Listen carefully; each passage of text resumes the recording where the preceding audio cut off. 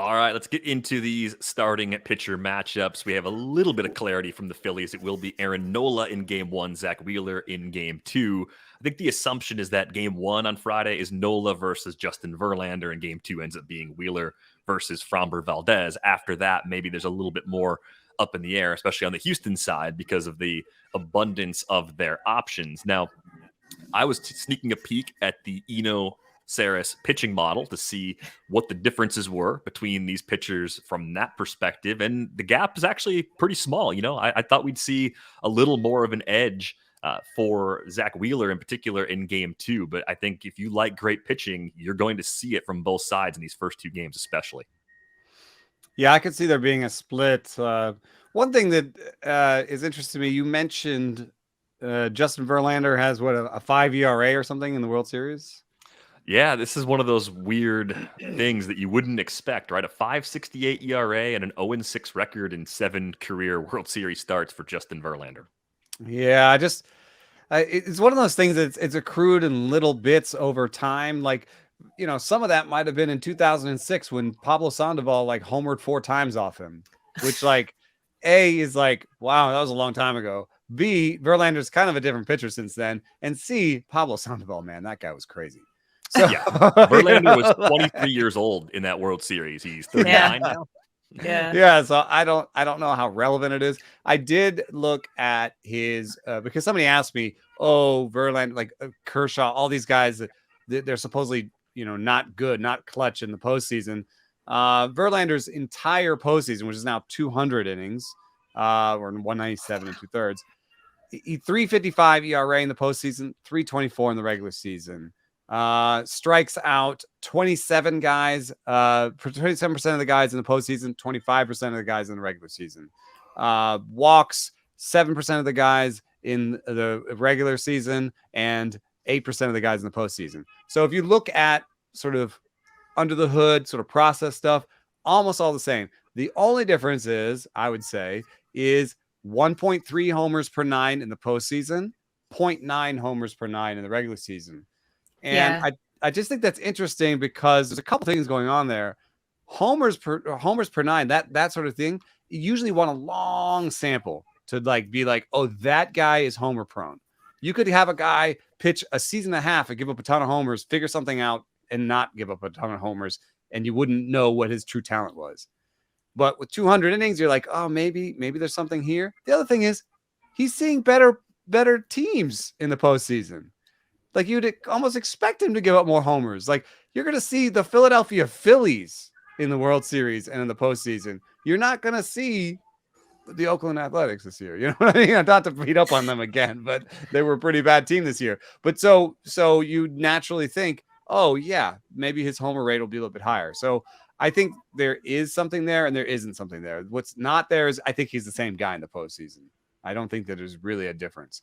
What is there is that it's a tougher lineup. And if he's going to give up more homers, well, the Phillies are the type of team that could could take advantage of that and hit a homer off him.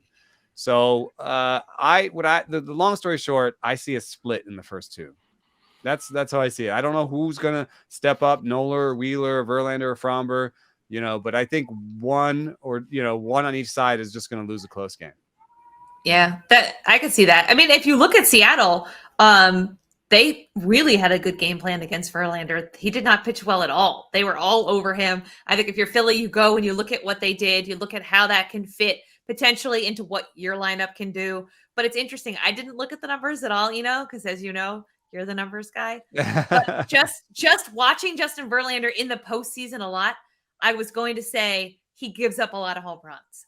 That is just immediately it was something that jumped to mind. I think he gave up a bunch in 19 against the Nats. He's just Pablo Sandoval. Who, I mean, in his heyday, man, that guy was on one. I do think that with a lot of these great pitchers, Max Scherzer was the same way. He's a home run prone guy. We're moving on to the middle ones. And I think Derek is right to say that the middle games, I think the advantage goes back to the Astros pretty squarely. So I think you might come out of those first two games 1-1, but I'm going to take Lance McCullers over Ranger Suarez, and then I'm really taking Christian Javier over Syndergaard, Falter et al.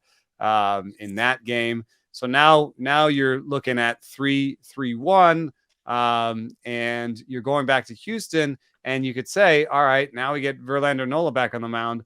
You still have a lot of pressure to just you have to win out. Yeah, and I think, Britt, to your point, that it was cut off when your computer did what mine did a little while ago.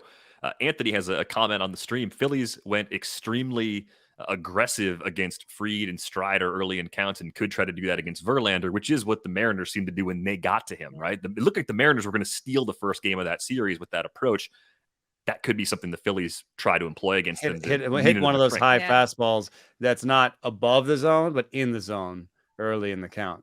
Try to get one of those high fastballs before he can drop the breaker and elevate the fastball above the zone. Get something that's in the zone still. Yeah. See, I think that you see the way you have it set up, they lose all 3 games in Philly.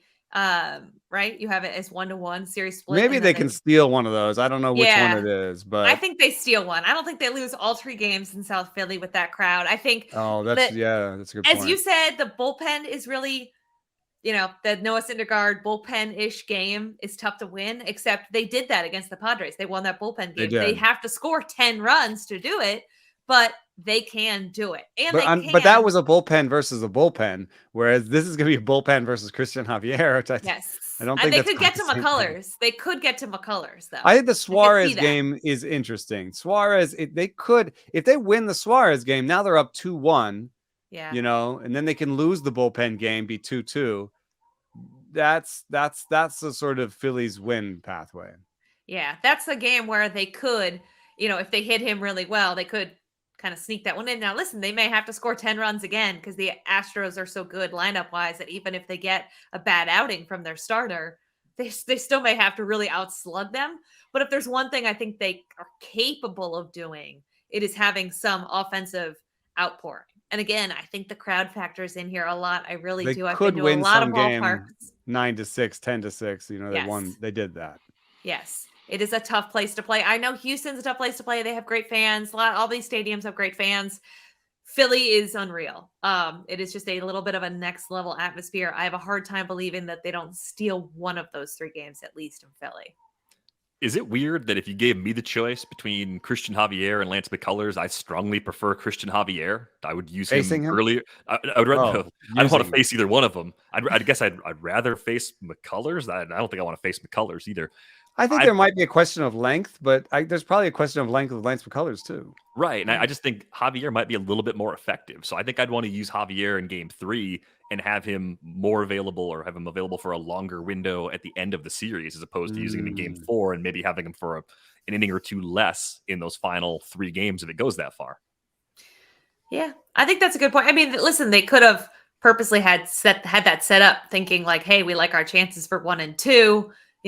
Maybe we lose one of these next 2. Like they could have actually set up McCullers so that they think they have a rested bullpen, or like there could be a reason why he's 4 and Javier's 3 beyond just let's go 1, 2, 3, 4.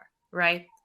They could analytically. The interesting thing now is that after there are travel days in this series, after we saw these crazy 5 games in a row potentially, like wearing out the bullpen potentially, we do have those built-in travel days in the World Series now. So Phillies and Astros bullpen will get that reset now on Sunday. And then they may get a reset again if this series ends up going back. Right. Maybe they think Houston. Javier goes longer. Right. So they have McCullers go first. They use the bullpen in that game. Javier goes longer and gives the bullpen a rest in the middle game. And then they can use the bullpen again in the last game.